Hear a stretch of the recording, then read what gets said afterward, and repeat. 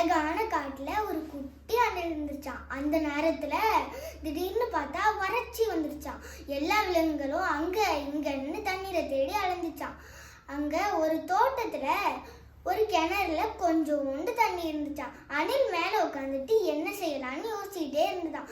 ஒரு காக்கா வந்து என்னால சொடக்கு போற நேரத்துல குடிச்சிட்டு போக முடியும், நீ இத்தனோண்டு இருக்க, உன்னால என்ன முடியும்னு கேட்டுச்சான்.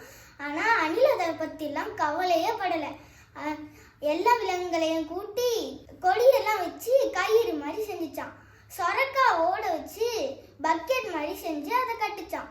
அதுக்கப்புறம் அந்த கிணறுக்குள்ள அதை விட்டு தண்ணி எல்லாம் எடுத்து எல்லா விலங்குகளுக்கும் கொடுத்துச்சான். அதுக்கப்புறம் எல்லா விலங்குகளும் அதை குடிச்சிட்டு அணிலை பாராட்டிட்டு போச்சான்.